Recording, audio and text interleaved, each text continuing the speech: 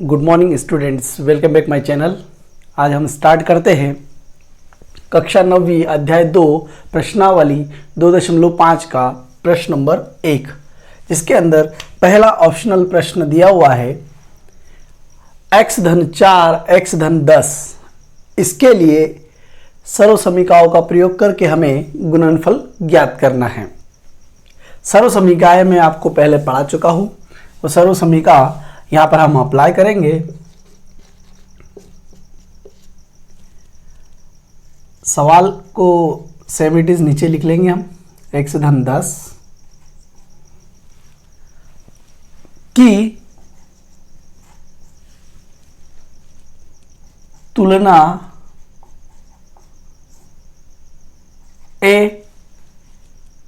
x धन a x धन b बराबर x की घात 2 धन a धन b x धन a गुणा b से करने पर इस सर्व समीकरण से तुलना करेंगे हम x धन 4 और x धन 10 की। यहाँ पर x के स्थान पर x है, लेकिन a के स्थान पर यहाँ 4 दिख रहा है, b के स्थान पर यहाँ 10 दिख रहा है। बस यहीं से तुलना करने पर हमें यहाँ पर मिला x बराबर x, a बराबर 4, b बराबर 10। अब इन तीनों के मान हम इस सर्व समीकरण के अंदर लिखेंगे। अब सर्व समीकरण x धन a x धन b बराबर x की घात 2 धन कोष्टक के अंदर a धन b गुणा x धन a गुणा b। अगर यहाँ गुणा नहीं लिखते तो भी चलेगा, इसके पहले वही करा है मैंने। में x कॉमा a एवं b के मान रखने पर प्रश्न ने कहा है हमें कि यहाँ सर्व समीकरण का प्रयोग करना है, वही हम कर रहे हैं। अब इसके अंदर हम x, a और b के मान रखते हैं। x के जगह पर x आएगा, a का मान 4 है जो अभी हमने निकाला है, b का मान 10 है, x के जगह पर x ही है, धन यहाँ a का मान 4 है और b का मान 10 है। 4 धन 10 गुणा x के स्थान पर x ही है, 4 गुणा 10, ये सेमी सवाल है हमारा, जो है वही लिखना है, इसका गुणनफल निकालना है। तो इसको सेम डाउन कर दिया हमने।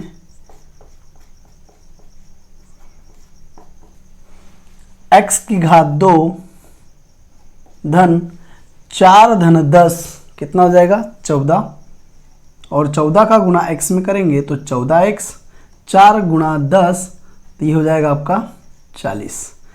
इस प्रकार से ये आंसर हमें प्राप्त हुआ। x धन 4 x धन 10 का गुणनफल हमें प्राप्त हुआ x स्क्वायर धन x की घात 2 धन 14x धन 40। इस प्रकार से हम इसके अगले सवाल को हल करेंगे। इसको आप नोट डाउन कर ले या स्क्रीनशॉट ले लीजिए। अब स्टार्ट करते हैं। x धन 8 x धन 10 सेम पिछले सवाल में जैसा करा था हमने। x धन 8 x ऋण 10 की सर्व समीकरण x धन a x धन b बराबर x की घात 2 धन a धन b x धन गुणा ए बी से तुलना करने पर, इसकी तुलना हम इससे कर रहे हैं, तो यहाँ तुलना करने पर हमें मिल रहा है x के स्थान पर x है, a के स्थान पर 8 है और b के स्थान पर चिन्ह के साथ ले रहे हैं हम। अभी तक देखो a धन का था तो x धन का था तो x धन का लिया, a धन का था तो 8 भी धन का ही लिया है हमने, धन का चिन्ह लिखते नहीं है आगे की साइड अगर कुछ है नहीं तो। और अब ये ऋण 10 है यानी b का मान चिन्ह के साथ में ऋण 10 ही लेना है हमें। अब आगे सर्वसमीका का प्रयोग करने के लिए कहा है तो ये वाली सर्वसमीका लिखते हैं हम। अब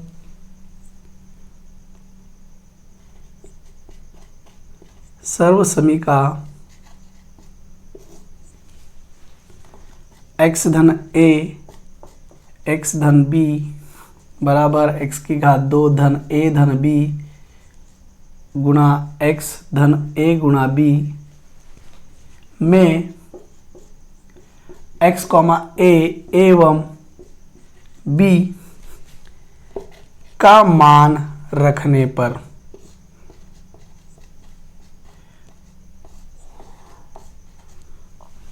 जैसे सवाल में कहा था सर्वसमीका का प्रयोग करके x धन 8 और x ऋण 10 का मान निकालिए, गुणनफल ज्ञात कीजिए। सर्वसमीका के अंदर हम x के स्थान पर x है, a के स्थान पर क्या मान है 8, x के स्थान पर x और b के स्थान पर क्या मान है ऋण 10। तो ये धन, यहाँ हम ब्रैकेट का इस्तेमाल करते हैं, बड़े ब्रैकेट का, ऋण 10 कोष्टक बंद। यह दो चिन्ह आ गए इसलिए हमें एक एक्स्ट्रा ब्रैकेट की इस्तेमाल करना पड़ा। x की घात 2 धन, यहाँ भी हम बड़ा ब्रैकेट लेते हैं, a का मान कितना है 8 ये दिया हुआ है और b का मान, पहले धन का धन, b का मान ऋण में दिया हुआ है ऋण 10 गुणा x की जगह x ही आएगा। उसके बाद में धन a का मान है 8 गुणा b का मान ऋणात्मक है इसलिए कोष्टक का इस्तेमाल करेंगे।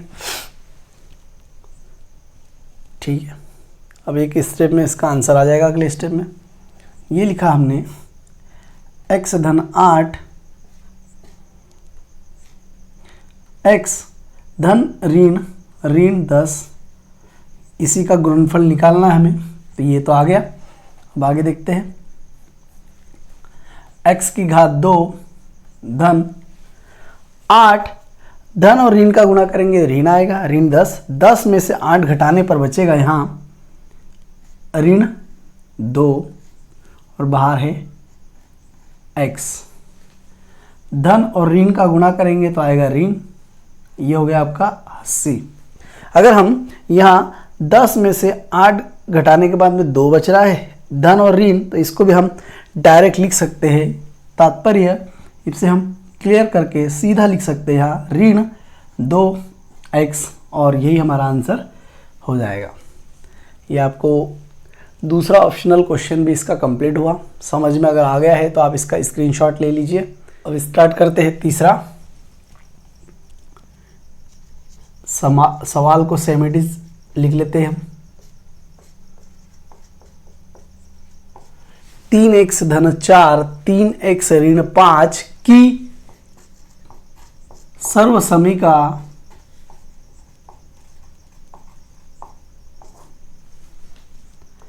x धन a x धन b बराबर x की घात 2 धन a धन b x धन a गुणा b से तुलना करने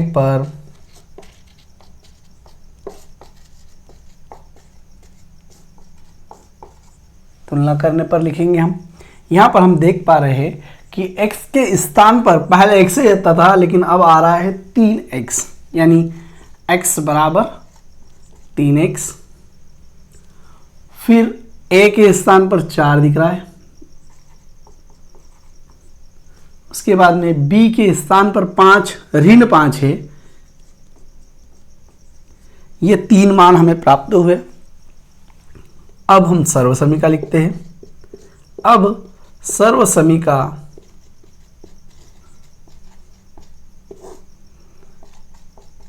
x धन a x धन b बराबर x की घात 2 धन 2 धन a धन b गुणा x धन a गुणा b से तुलना करने पर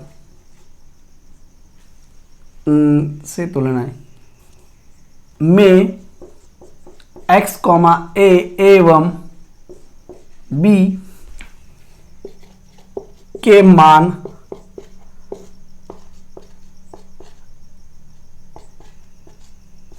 रखने पर, यह मान रखते हैं हम। x के स्थान पर 3x है, a के स्थान पर 4 है धन 4, x के स्थान पर 3x है और p के स्थान पर है ऋण। तो यहाँ फिर हम पिछले सवाल के जैसे करेंगे, एक ब्रैकेट बड़ा वाला ले लेंगे, 3x धन का धन और यहाँ आया है ऋण 5। अब आगे हम x के जगह पर क्या रखेंगे, 3x और इसकी घात है 2। x के जगह पे हमने 3x रखा हुआ है धन, यहाँ भी बड़े ब्रैकेट का इस्तेमाल करेंगे यहाँ पर जैसे करा था। a के स्थान पर आएगा आपका 4 धन b के स्थान पर आएगा ऋण 5 कोष्टक, छोटे कोष्टक के अंदर, गुणा x के स्थान पर आएगा 3x धन यहाँ आ जाएगा 4 गुणा ऋण 5। इसको सॉल्व करते हैं, एक स्टेप में आंसर आ जाएगा। इसके बाद में ये सेमेटिज आ जाएगा 3x धन 4 और ये हो जाएगा आपका 3x धन और ऋण का गुणा करेंगे तो ऋण आएगा बराबर, यहाँ पर दो जो घात है वो 3 की भी है और x की भी है, तो दोनों को हम ब्रैकेट, दोनों की वैल्यू को हम एक्सपांड करते हैं, घातों को सॉल्व करते हैं। 3 की घात 2 यानी 3 गुणा 3 तो ये हो जाएगा 9 और x की घात 2 धन। अब यहाँ एक साथ 2 ऑपरेशन हम करते हैं ताकि एक स्टेप में हम आंसर लिख पाए। धन और ऋण का गुणा करेंगे तो ऋण आएगा 5 ऋण का हो जाएगा और 4 धन का। 5 में से 1 घटाने पर 1 बचेगा और वो ऋण का बचेगा।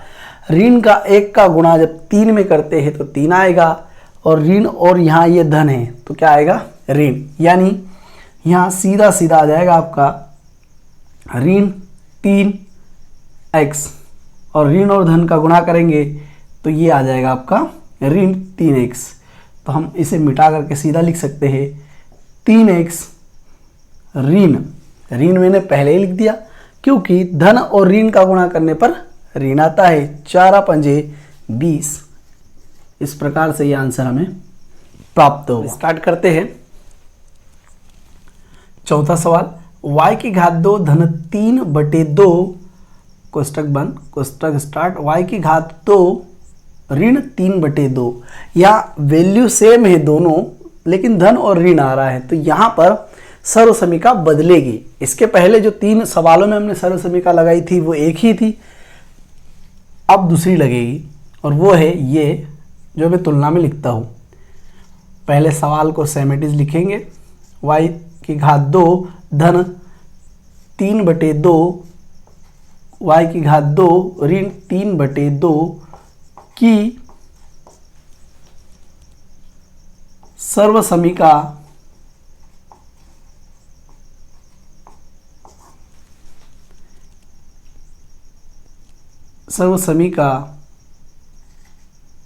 a धन b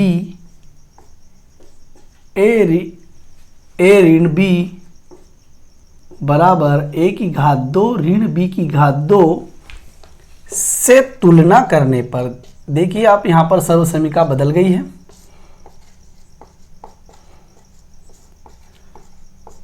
और ये उससे भी आसान सर्व समीका है। वैसे समझ में अगर आ जाता है तो सभी आसानी है, प्रैक्टिस करना पड़ेगी आपको। ऐसा नहीं है कि बस एक बार आपने इसको देख लिया, समझ लिया तो ये हमेशा के लिए याद रहेगा, नहीं। गणित है ये, इसमें आपको जितनी ज़्यादा प्रैक्टिस करोगे आप उतने ज़्यादा परफेक्ट बनते जाओगे। Practice are compulsory. तुलना करने पर यहाँ पर हम देखते हैं कि वाई स्क्वायर मिल रहा है हमें ए के बराबर। ए के बराबर क्या मिल रहा है? Y square. फिर बी के स्थान पर क्या मिल रहा है हमें? यहाँ पर बी के स्थान पर मिल रहा है 3/2। फिर इसके बाद में बस ये दो ही है। इन वैल्यूज़ को हम यहाँ पुट करेंगे।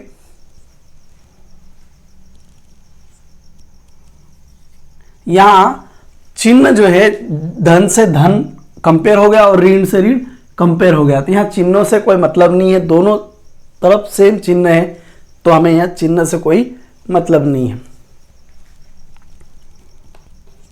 अब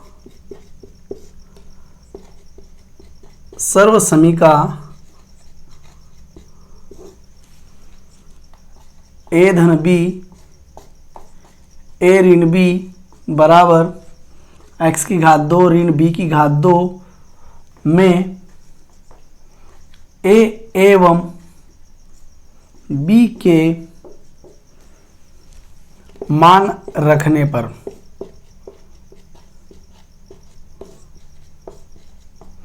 इनके मान रखते हैं। a के स्थान पर क्या मिल रहा है? y की घात 2 और b के स्थान पर क्या मिल रहा है? 3/2। यहाँ बड़ा ब्रैकेट नहीं लगाएंगे तो भी चलेगा, पर मैंने बना दिया है, कोई फर्क नहीं पड़ता उससे। फिर इधर है a के स्थान पर है y की घात 2 ऋण b के स्थान पर है 3/2।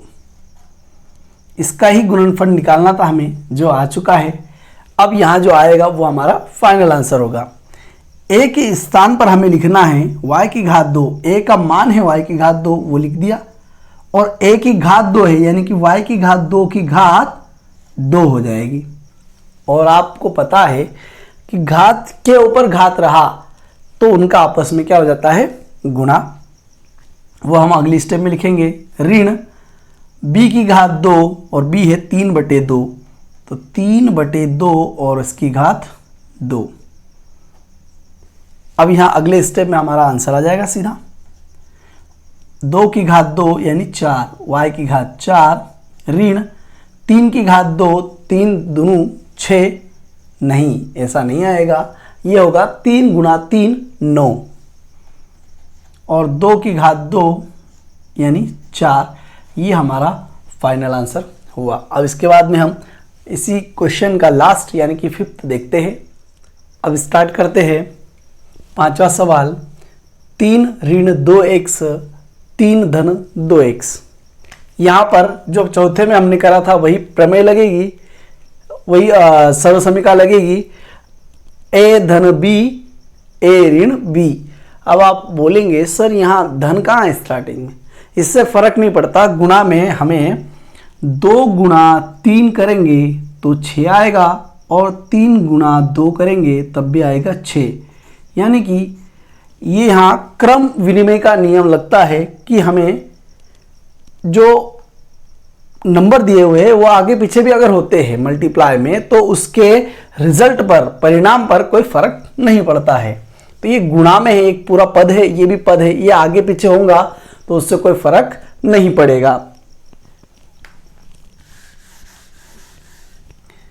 अब हम देखते हैं 3 ऋण 2x 3 धन 2x की सर्व समीका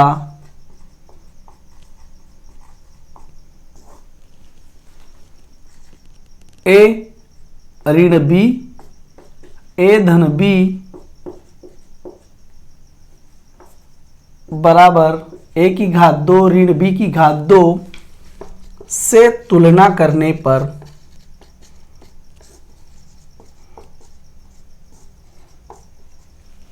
यहां पर हमें मिलता है a बराबर 3 और b बराबर 2x। तो इससे कोई फर्क नहीं पड़ता चिन्हों से आगे पीछे होने से। अब सर्वसमी का a ऋण b, a धन b बराबर a की घात 2 ऋण b की घात 2 में a एवं b के मान रखने पर, पिछली बार जो करा था वही कर रहे हैं हम। यहां पर a के स्थान पर आ जाएगा आपका 3, b के स्थान पर आ जाएगा आपका 2x, यहां आ जाएगा a के स्थान पर 3, b के स्थान पर आ जाएगा आपका 2x। अब ये जो होगा ये होगा हमारा फाइनल आंसर, जिसके लिए हमने इतनी बड़ी प्रोसेस करी हुई है। a की घात 2 यानी 3 की घात 2 ऋण b की घात 2 यानी 2x की घात 2। घातों को हम हल करते हैं। 3 की घात 2 9, 2 की घात 2 4 और x की घात 2 हो जाएगी। ये हमारा फाइनल आंसर हुआ। इस प्रकार से हमारा प्रश्नावली 2.5 का पहला प्रश्न कंप्लीट हुआ। और ऐसे ही वीडियो को देखने के लिए हमारे चैनल को लाइक, शेयर और सब्सक्राइब करें। धन्यवाद।